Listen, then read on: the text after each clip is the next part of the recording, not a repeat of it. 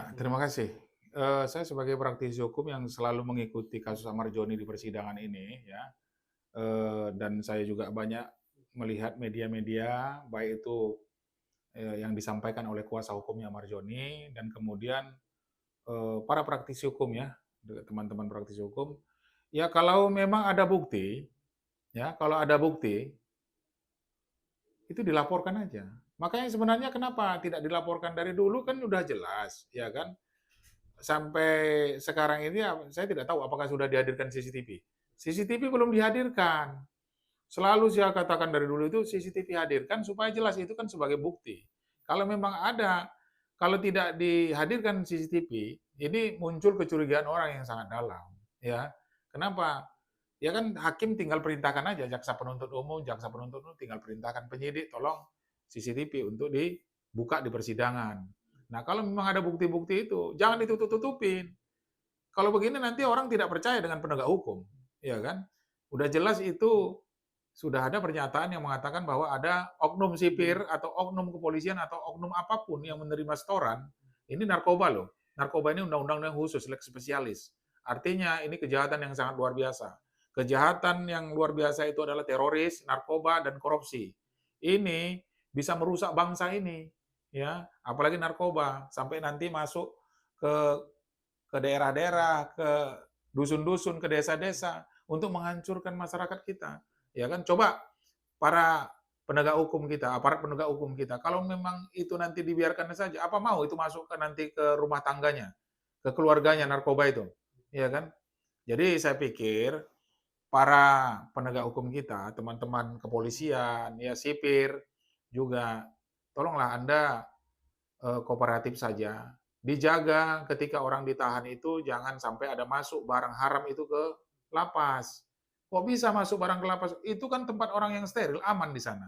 Tapi kenapa kok bisa tertangkap orang yang sedang ditahan ada narkoba di dalam? Gila nggak? Itu kan gila. Untuk apa gunanya orang ditahan di dalam tapi kok masih bisa melakukan tindak pidana? Iya kan? Lebih bagus dibongkar aja, nggak usah orang ditahan. Tembak mati aja semuanya. Kan begitu. Tapi undang-undang kita kan tidak mengatur seperti itu. Artinya tolonglah diberikan amanah, sudah digaji oleh negara, gaji mereka juga dari rakyat, ya kan? Ketika diberikan amanah sebagai pegawai lapas, diberikan amanah sebagai polisi, sebagai penegak hukum, sebagai jaksa penuntut umum, sebagai hakim dan siapapun yang digaji oleh negara, amanahlah dengan perintah undang-undang.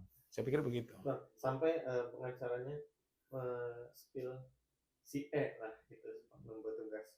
Dan dia bilang ini 100% benar-benar terbukti nih peredaran narkoba di dalam lapas. Sudah jelas-jelas ada barang tersebut, barang haram tersebut yang setiap sebulan 2 kali rutin ya ada penggeledahan di setiap lapas terus ada kamar-kamar. Tapi tidak diindahkan atau diabaikan, malah diabaikan, tidak di apa ibaratnya diambil atau diusir. Ini gimana Bang sampai segitunya Bang? Oh ya itu Itu makanya pernyataan dari PH-nya Mas ya Joni. itu makanya saya katakan PH-nya Marjoni juga ya harus melaporkan itu dan kemudian ya hadirkan aja bukti-bukti saksi-saksi ya jangan nanti memblunder di media bahwa ada spill, ada si A, ada si B, ada si C nggak usah jangan begitu tapi tetap laporkan kepada pihak yang berwajib kalau nggak percaya di Polres ya di Polda kalau nggak percaya di Polda ya di Bareskrim ya kan. Ya kalau nggak percaya lagi ke situ kemana lagi? Nggak mungkin lah pula ke Damkar kita melaporkan tentang narkoba kan. Jadi saya pikir ya dengan bukti-bukti yang ada dan saksi-saksi yang ada laporkan aja. Jadi jangan nanti memblunder atau menggiring opini di media. Saya pikir begitu. Saya tadi Abang bilang laporannya ini sampai menotis atau memohon kepada Pak Menkumham terus di lapas dan lain sebagainya untuk ibaratnya memonitor lah oknum-oknum petugas sipil atau oknum kepolisian dan akhirnya dapat notis lah dari Pak Menkumham gitu Pak Yusril Pak. Dia bilang akan meneliti, menelaah dan mengcross check kebenaran pemberitaan dari hanya Marzoni dan dia bilang bisa jadi kan itu di media bisa jadi itu tidak benar atau dibesar-besarkan saja. Ini gimana Pak? Sampai Pak Yusril ibaratnya Iya, makanya saya katakan ini kan kita tidak tahu ya bahwa ini hanya dibesarkan di media, ya kan. Saya pikir Pak Yusri juga sudah benar. Tapi kan dia punya tim, ada intelijen kan. Jadi kalau dari intelijennya sudah memberikan informasi yang salah, tentu salah yang diterima oleh para pimpinan. Tapi kalau intelijennya mengatakan bahwa benar itu apa segala macam, ya semua bisa diproses hukum. Yang penting ada bukti-bukti. Jadi jangan nanti juga menggiring opini yang tidak benar seolah-olah benar, ya kan? Menambah kekacauan dan malah menambah kegaduhan.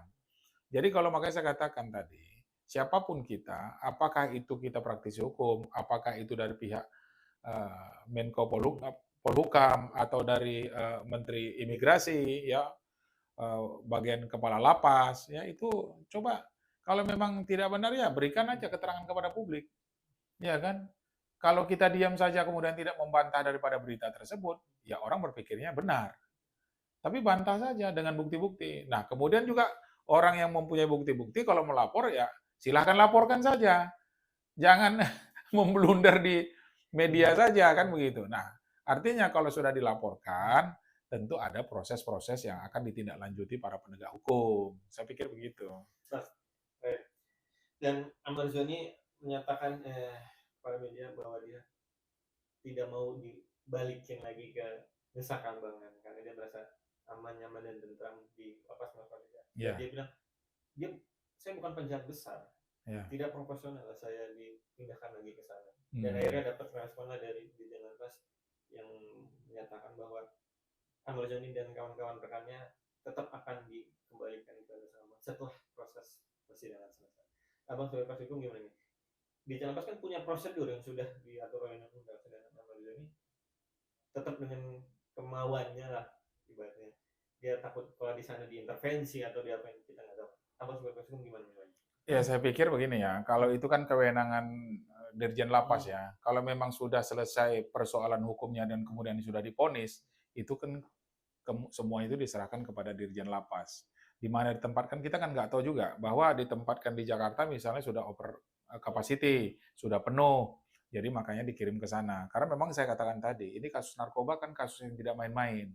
Bukan kasus penipuan, bukan kasus pemalsuan, tapi narkotika. Narkotika ini kan kalau misalnya menjadi bandar dan sangat besar bandarnya bisa hukuman mati loh. Makanya jangan bermain-main. Saya sampaikan kepada semua rakyat Indonesia ini, baik masyarakat, kemudian juga kepada penegak hukum, ya kemudian para pelaksana hukum tentang masalah undang-undang ini. Jadi jangan bermain-main dengan narkoba. Karena akan rusak, bukan kita sendiri yang rusak ketika narkoba ini. Anak cucu kita, keluarga kita akan hancur, malu, ya kan? Coba dikatakan nanti, oh Pak Iskandar itu terlibat narkoba. Padahal nama kita yang kita jaga dengan baik begitu kan. Jadi kalau misalnya penahanan itu dipindahkan kepada ke Nusa Kambangan, itu kembalikan kepada kewenangan Dirjen Lapas.